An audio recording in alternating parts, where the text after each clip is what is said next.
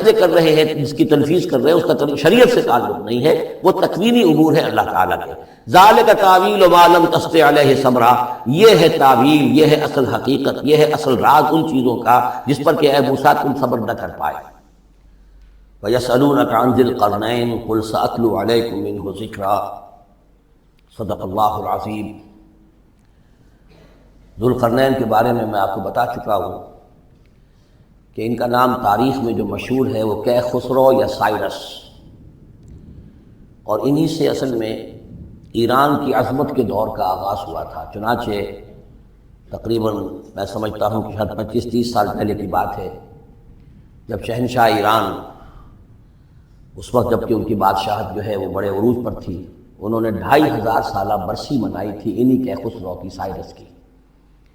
ان کی قبر جو ہے مقبرہ وہ دریافت ہو گیا تھا، اور وہاں پر ان کا ایک مجسمہ بھی دریافت ہوا تھا کھدائی پر۔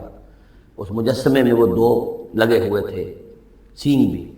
اس موضوع پر سب سے پہلے مولانا ابوالکلام آزاد مرحوم نے، جو اپنی ترجمان القرآن کے نام سے انہوں نے مختصر ترجمہ اور تفسیر لکھی ہے، اس میں بڑے تفصیلی نوٹس لکھے ہیں۔ سب سے پہلے اہل علم کے حلقے میں ان کے بارے میں جو معلومات ہیں وہ ان کے ذریعے سے آئی ہیں، اب یہ تقریباً یونیورسلی ایکسیپٹڈ ہے۔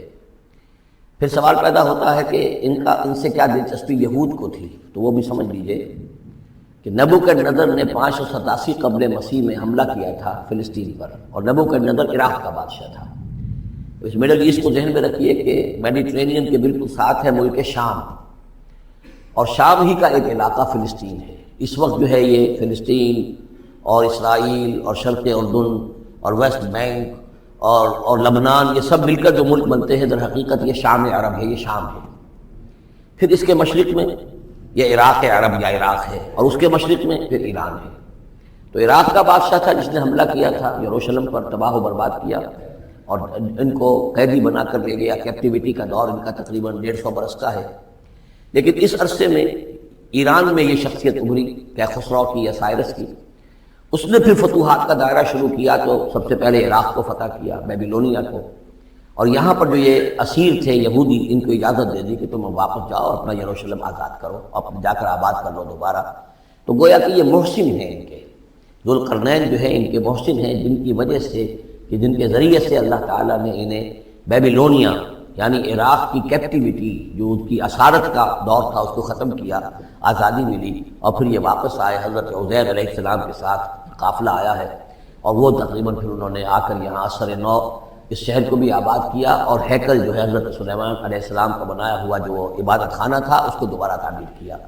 اس اعتبار سے ذوالقرنین جو ہے وہ ان کی تاریخ میں ایک معروف شخصیت ہے۔ تاریخ سے معلوم ہوتا ہے کہ انہوں نے پھر ایران کی پہلی حکومت کو کنسولیڈیٹ کر کے پارس اور مادہ کو ملا کر ایک سلطنت ایران بنائی۔ پھر ان کی فتوحات کے 3 دائرے ہیں۔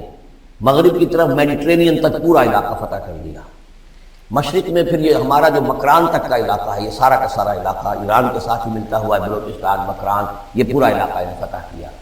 ایک مہم ان کی شمال کی طرف گئی، بحیرہ کیسپین جو ہے، اور ادھر سے جو وہ بلیک سی ہے، بحیرہ اسود، ان دونوں کے درمیان جو پہاڑی سلسلے ہیں، یہ شمال کی طرف جو ہے تیسری مہم گئی۔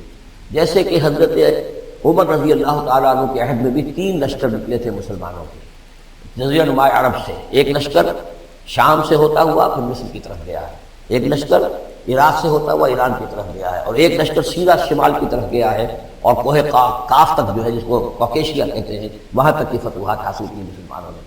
تو تقریباً یہی سمجھیے کہ ایک بلو پرنٹ تھا، جو کہ یعنی ہمارے اس دور خلافت راشدہ سے جو سمجھیے کہ لگ بھگ کوئی 2000 سال قبل جو ہے یہ واقعہ پیش آیا ہے، یا بلکہ اس سے کم، کوئی 1500 سال قبل یہ واقعہ پیش آیا ہے۔ اور یہ ذوالقرنین جو ہے یہ یہاں پر ایک بڑی عظیم سلطنت کے بانی بنے، لیکن نیک آدمی تھے۔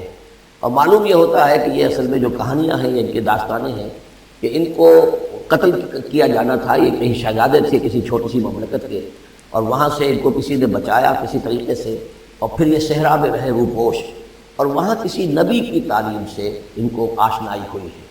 ہو سکتا ہے کوئی اسرائیلی نبی کی تعلیم ہو، یہ بھی ہو سکتا ہے کہ زرتشت جو ہیں وہ بھی کوئی اللہ کے نبی ہوں اور ان کی تعلیم ان تک پہنچی ہو، لیکن خود ان کا کردار جو قرآن پیش کر رہا ہے وہ بہت ایک نیک، مومن، صالح، ایک بندہ مومن، اس کا کردار ہے۔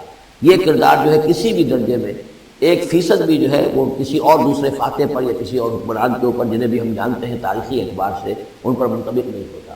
یہ انہی کی شخصیت ہے. وَيَسْأَلُونَكَ عَنِ ذِي الْقَرْنَيْنِ، اور اے نبی آپ سے پوچھ رہے ہیں ذوالقرنین کے بارے میں.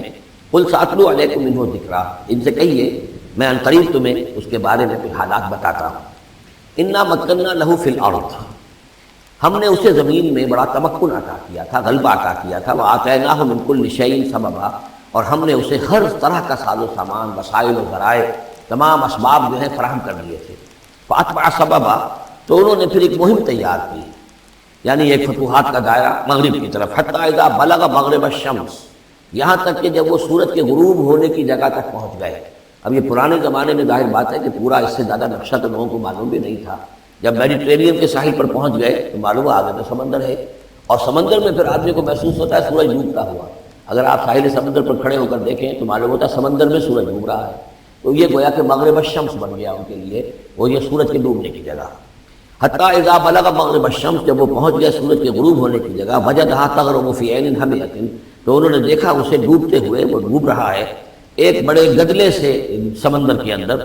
وہ جو وہاں کا سمندر ہے بڑا گدلا سا ہے، یہ ایجین سی وغیرہ جو کہلاتے ہیں یہ بہت گدلے سے پانی کے ہیں. ووجد عندھا قوما، اور وہاں انہوں نے ایک قوم کو پایا مراد یہ کہ اس قوم پر انہیں فتح ہوئی، جنگ ہوئی، انہوں نے ان کو شکست دی، اور وہ قوم گویا کہ اب ان کے رحم و کرم پر ان کی گویا کہ وہ محکوم ہو گئی. قلنا یا ذوالقرنین، ہم نے کہا ذوالقرنین سے. اب یا تو یہ کہ یہ شاید نبی ہو، اللہ عالم، تو اللہ تعالیٰ کا اس طریقے سے براہ راست ان کو وحی کرنا. لیکن غیر نبی کو بھی اللہ تعالیٰ الہام کے ذریعے سے، جیسا کہ ہم نے دیکھا کہ وہ تو شہد کی مکھی کو بھی لفظ وحی آیا ہے، تو یہاں آیا ہم نے کہا اے قرنین. اور یہ بھی ہو سکتا ہے یہ صورتحال کی تعبیر ہو کہ گویا کہ وہ حالات زبان حال سے یہ کہہ رہے تھے. قلنا یا ذوالقرنین اما ان تعذب و اما ان تتخذ فیہم حسنا، کہ یا اے ذوالقرنین تمہیں اب پورا اختیار ہے، چاہو تو یہ جو مفتوح قوم ہے تمہاری اسے تم سزا دو، عذاب دو، ستاؤ انہیں، یا یہ کہ تم ان کے اندر اچھی روش اختیار کرو، ان کے ساتھ حسن سلوک کرو. قال، انہوں نے کہا اما من ظلم، جو کوئی ظالم ہے، بے انصاف ہے، ہو سکتا ہے اس سے مراد کفر اور شرک بھی ہو. فسوف نعذبہ ثم يرد الى ربہ فیعذبہ عذابا نکرا، تو اسے تو ہم عذاب دیں گے، سزا دیں گے، اور پھر وہ لوٹایا جائے گا اپنے رب کی طرف، پھر اس کا رب اس کو عذاب دے گا جو اصل عذاب ہے، برا عذاب، سخت عذاب. وَأَمَّا مَنْ آمَنَ وَعَمِلَ صَالِحًا، اور جو لوگ ایمان لائیں گے اور یقین کریں گے حقائق پر، اللہ کو مانیں گے، وَعَمِلَ صَالِحًا، اور نیک عمل کریں گے، فَلَهُ جَزَاءً الْحُسْنَىٰ، تو اس کو ہم اچھا بدلہ بھی دیں گے. وَسَنَقُولُ لَهُ مِنْ أَمْرِنَا يُسْرًا، اور اس سے ہم اپنے معاملے میں بھی نرم بات کریں گے. یعنی یہ کہ ان سے ٹیکس اگر لینے ہیں تو نرمی کے ساتھ لیں گے، جو مفتوحہ ممالک کے ساتھ معاملہ ہوتا ہے تو ہم ان کے ساتھ نرمی کا سلوک کریں گے جو ایمان لے آئیں. ثم اتبع سبابا، مغرب کی طرف سے فارغ ہو کر پھر اب یہ مشرق کی طرف گئے. پھر انہوں نے ایک اور مہم کا کیا. حتیٰ اذا بلغ مطلع الشمس، یہاں تک کہ جب وہ سورج کے طلوع ہونے کی جگہ تک پہنچ گئے. اب یہ جہاں تک تاریخی طور پر ثابت ہے وہ صرف مکران کے علاقے تک اتنی دور تک آئے ہیں، واللہ عالم. ہو سکتا ہے کہ مکران کے ساحل پر کھڑے ہو کر بھی انہیں محسوس ہوا ہو کہ مطلب یہ سورج جو ہے غروب ہو رہا ہے یا طلوع ہو رہا ہے وہاں سے. مطلع الشمس، تو وہاں جب پہنچے وجدھا تطلع علی قوم لم نجعل لهم من دونها سترا، تو انہوں نے پایا اس کو کہ وہ طلوع ہوتا ہے ایک ایسی قوم پر کہ جس کے لیے ہم نے آفتاب سے کوئی اوٹ نہیں رکھی ہے. یعنی یہاں کے جو قبائل تھے، گیڈروسیا وغیرہ یہ کہلاتا تھا اس زمانے کے اندر، یہ وحشی قبائل تھے، ان کو ابھی چھت بنانے کا فن نہیں آیا تھا. یعنی گھر جو ہوتے تھے وہ صرف دیواریں کھڑی ہوتی تھیں. یہ جو خالی پلاٹ ہے زمین کا اس میں یہ دیوار کھڑی ہے، یہ میرا گھر ہے، تمہارا گھر ہے. گھر میں چھت وغیرہ کا بھی کوئی تصور امتحان نہیں تھا. ظاہر بات ہے کہ چھت ڈالنا جو ہے یہ تو ایک تمدن کے ارتقاء کے دور کی علامت ہے. تو وہ بغیر کسی سورج کے سائے کے وہ اپنی زندگی گزارتے تھے. کذالک، ایسا ہی ہوا وہاں بھی، یعنی جو پہلے ہوا تھا کہ یہاں بھی معاملہ وہی ہوا کہ اللہ تعالیٰ نے اختیار مطلق انہیں دیا، فتح دی، لیکن انہوں نے یہاں بھی یہی کہا کہ جو نیک لوگ ہوں گے ان کے ساتھ ہم نرمی کریں گے اور جو شریر ہوں گے ان کو سخت سزا دیں گے. وقد احطنا بما لدیہ خبرا، اور ہمیں پوری طرح معلوم ہے کہ جو وہاں اس کی خبر ہوئی اور جو بھی حالات وہاں گزرے، جو ماجرا وہاں ہوا. ثم اتبع سببا، اب یہ تیسری آ رہی ہے. ثم اتبع سببا، پھر اس نے ایک اور مہم تیار کی، یہ شمالی مہم ہے. حتیٰ اذا بلغ بین السدین، یہاں تک کہ جب وہ دونوں پہاڑوں کے درمیان پہنچ گئے، دو دیواروں کے درمیان پہنچ گئے.